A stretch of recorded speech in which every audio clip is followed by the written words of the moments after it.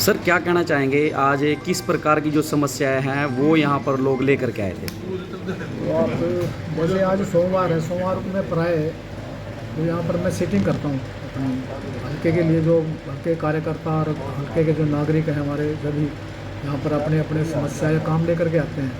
तो देख रहे हैं तो काफ़ी संख्या में आज कार्यकर्ता और यहाँ के हल्कावासी आए हुए थे, क्योंकि वो काफ़ी समस्या होती हैं आजकल। जैसे आईडी की बड़ी प्रॉब्लम है, कईयों की आईडी में जो है इनकम की गलती है, कहीं कहीं पेंशन की समस्या है। तो इस प्रकार के काफ़ी काम आए थे।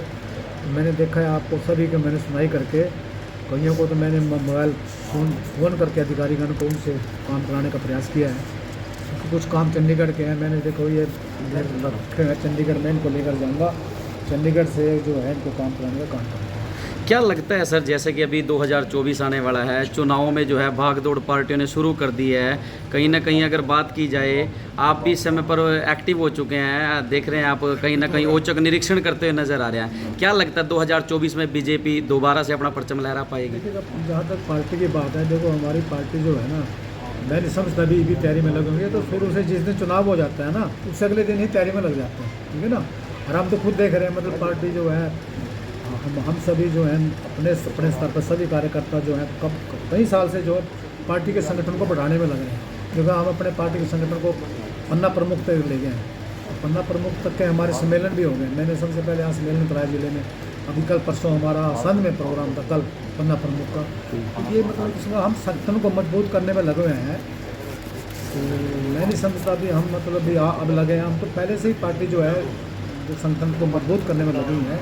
निश्चित तौर से जो चुनाव आएंगे, चुनाव के दौरान जो हमें संगठन के साथ हमें कोई समस्या नहीं आने वाली। निश्चित तौर से हम जो भी हमारे लोकसभा के चुनाव होंगे उनको विजय पाएंगे, और विधानसभा में जो है जो चुनाव आएंगे उसमें हमारी निश्चित तौर से हमारी सरकार।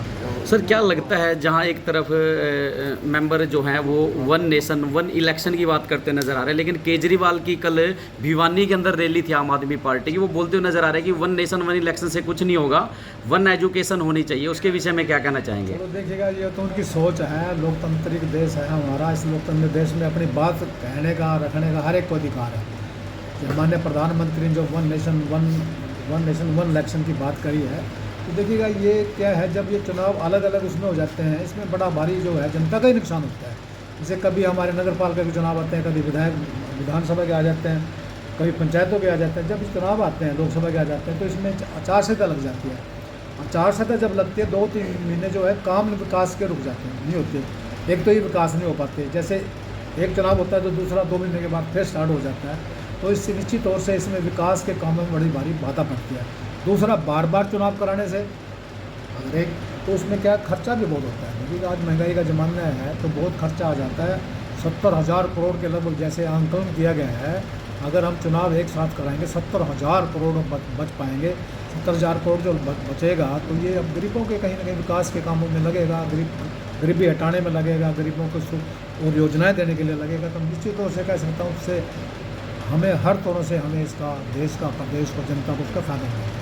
विपक्षी पार्टियां कह रही हैं सर कि जो पार्टी है वो डर चुकी है, इस टाइम पे कहीं ना कहीं डर है, इस वजह से कुछ ऐसा निर्णय लेने पर बैठे हुए हैं। चलो देखिएगा, मैं ये डर वाली बात तो मैं नहीं है, क्योंकि मैं तो जब राज्यसभा में था उस समय भी बात, प्रधानमंत्री तो इसको 10 साल से इसी बात को लेकर के बात कर रहे हैं। तो मैं जब राज्यसभा में था, ये भी उस समय भी कई बार ये बात आई है, और विधानसभा पार्लियामेंट में भी आई है।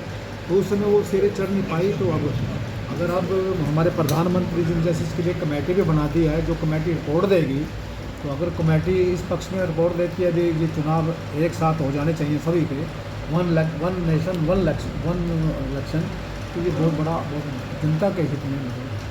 सिलेंडर पर क्या कहना चाहेंगे? एक तरफ विपक्षी पार्टियां कहती नजर आ रही है कि स्मृति ईरानी जी का बयान है कि 200 रुपये कम किया तो पूरा जो एडवर्टाइजमेंट है बड़े अच्छे तरीके से की गई, लेकिन इन 9 सालों के अंदर 450 का सिलेंडर 1165 रुपये कर दिया गया, जिसमें से 200 रुपये कम कर दिया गया। तो कहीं ना कहीं ये लोगों के लिए ठीक नहीं है जी। मतलब नहीं करना चाहिए था। हाँ, विपक्षी पार्टी कह रही है जी, जब रेट बढ़ाया है तब तो कुछ बोले नहीं है, और अब रेट जो है 200 रुपये कम किया है, और टोल टैक्स के रेट कल बढ़ा दिए गए हैं जी।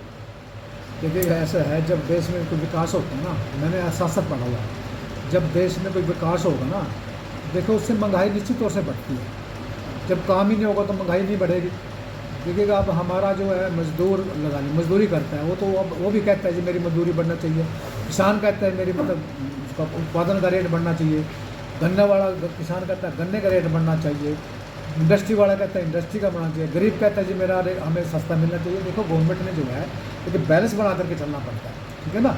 अगर अभी कहीं ना कहीं नजर आता सरकार को भी मतलब इससे जो है जनता को समस्या आ रही है कि सिलेंडर वाकई महंगा है, तो उसमें सरकार ने काम कर दिया है कहीं ना कहीं मतलब एक अच्छा काम किया है। ये प्रशंसनीय काम है, इसके लिए तो बधाई के पात्र है, ना कि मतलब वो उन्होंने करना नहीं चाहिए था ये मतलब ऐसी बात करें। दूसरे क्वेश्चन और है, इंद्री में वैसे तो देख ही रखा है विकास पूरे 4 साल में, लोग सड़कों से काफ़ी परेशान हैं। जब भी बात करते हैं बारिश के बाद सड़कें बना दी जाएंगी, सड़कों के बारे में क्या कहना है? निश्चित तौर से ये बिल्कुल ठीक जायज़ बात आपने अच्छी क्वेश्चन है, तो निश्चित तौर से ये चिंता का विषय है। देखिए अगर क्या है अभी जो फ्लड आया है, जो कितने वर्षों के बाद फ्लड आया है, और जो ये 2 जगह बांध जो टूटा है, जमुना बांध टूटा है, तो उससे क्या है इंद्री के जो है 50 के लगभग गाँव में जो है बाढ़ का असर पड़ा है। देखो उससे बाहर जो फसल को नुकसान हुआ ही हुआ है, मकानों का नुकसान हुआ, इससे जो है सड़कें भी धराशायी हो गई हैं। तो निश्चित तौर से ये प्राकृतिक आपदा थी, इसको तो देखो वो कैसे रोकें, कैसे रोक सकते तो प्राकृतिक आपदा है। अब सड़कें टूटी हैं, कुछ सड़कें पहले ख़राब थी हमारी, बाकी हम मुख्यमंत्री 25 करोड़ हमारे को दिए हैं, उन सभी सड़कों के जो है कोई टेंडर में भेजे, टेंडर लग जाएंगे। और जो सड़कें अभी बोर्ड में प्रभावित हुई थी उनके भी अलग से उनकी पहचान कर ली गई है, उनके एस्टीमेट तैयार कर दिए हैं, तो शीघ्र ही उनको भी ठीक कर दिया जाएगा। क्या लगता है सर चुनाव से पहले सड़कें बन जाएंगी? बिल्कुल बन जाएंगी, बिल्कुल निश्चित तौर से चुनाव से पहले। मैं हरियाणा इंद्री की बात नहीं करता, सारे हरियाणा की बात करता हूँ। चुनाव से पहले सारे प्रदेश की सड़कें ठीक ठाक होंगी। तो सर एक और क्वेश्चन है, जैसे कि क्या अब की बार अगर बीजेपी दोबारा आपको मौका देती है इंद्री हल्के से, तो क्या निश्चित है कि चुनाव लड़ा जाएगा? देखिएगा पार्टी देखिए ये सारा निर्णय आप खुद ही कह रहे हैं, अगर पार्टी कहती है कि आपने चुनाव लड़ना है, पार्टी जो निर्णय लेगी उसका सर्वमान्य होता है। अगर चुनाव पार्टी कहती है तो निश्चित तौर से चुनाव लड़ेंगे। तैयारी तो होगी सर वैसे? मैं कह रहा हूँ हमारी पार्टी जो है ना, जिस दिन चुनाव हो जाता है ना ख़त्म होता है, अगले दिन चुनाव तैयारी में लग जाते हैं। तैयारी जो है 5 साल से तैयारी चल रही, 3.5 साल से तैयारी चल रही है। बिल्कुल निश्चित तौर से पूरी तैयारी है। और जैसा कि देखा गया, एक अंतिम क्वेश्चन हो रहा है, दुष्यंत चौटाला इस टाइम पर फील्ड में काफ़ी एक्टिव है, तो क्या जो पार्टी है वो अलग अलग चुनाव लड़ेगी या दोबारा फिर गठबंधन के साथ चुनाव लड़ेगी लोकसभा की बात? देखो ऐसा है, देखो ये वही बात है, लोकतांत्रिक देश है, कोई एक्टिव है कोई इनएक्टिव है। अगर दुष्यंत एक्टिव है, दुष्यंत के साथ काम किया, दुष्यंत तो शुरू से ही बहुत एक्टिव रहा है। मैं तो उनके साथ काम किया, मैं तो पार्लियामेंट में रहा, तो शुरू से ही बहुत एक्टिव है वो। ये नहीं अभी एक्टिव हो, तो शुरू से ही बहुत एक्टिव है। नहीं कहीं ना कहीं फिर बीजेपी के लिए तो इससे इस प्रकार की अड़चन अगर इंडिविजुअली पार्टी को कोई प्रॉब्लम नहीं, बल्कि फायदा ही पार्टी को होगा। तो इंद्री की जनता को क्या तैयारी कर रहा है ना, इससे पार्टी को फायदा हो जाएगा। तो इंद्री की जनता को क्या कहना चाहेंगे? इंद्री की जनता को तो मैं ये कहना चाहूँगा भाई देखिएगा, अभी ये जैसे बाढ़ आई है या कोई और समस्या है, सरकार जो अपना पूरा काम कर रही है समस्या को दूर करने के लिए। जो सरकार का भी कई काम ऐसे होते हैं जनता के सहयोग के बिना नहीं हो पाती। जैसे आज हमारा पर्यावरण दूषित हो गया है, ठीक है ना, आज हमारा खान पीन दूषित हो गया, उसमें किसान भाई जो पूरा अहम योगदान कर सकते हैं ऑर्गेनिक खेती करके, प्राकृतिक खेती करके। तो जनता से मैं ये कहना चाहूँगा कि मतलब किसान भाइयों के सहयोग से ये जो है समस्याओं को दूर कराने में जनता जो है सरकार का सहयोग। बस एक है सर कि अभी इंद्री में एक मुहिम चला रखी है लोगों ने, हमने भी देखा था कि अब की बार जो टिकट है वो लोकल कैंडिडेट को दी जाए, इसका आप कितना समर्थन करते हैं? इंद्री हल्के के व्यक्ति को टिकट दी जाए। ऐसा है देखिएगा, ऐसा है हमारा देश लोकतांत्रिक देश है ना। अब जम्मू कश्मीर में धारा 370 को हटाया, 35A को क्यों हटाया? धारा 35A को इसलिए हटाया था, वहाँ पर जो है जम्मू कश्मीर के लोगों के अलावा दूसरे स्टेट के लोगों को वहाँ रहने का अधिकार ही नहीं था, प्लाट खरीदने का अधिकार नहीं था, बिजनेस करने का अधिकार नहीं था। इतनी बड़ी समस्या थी।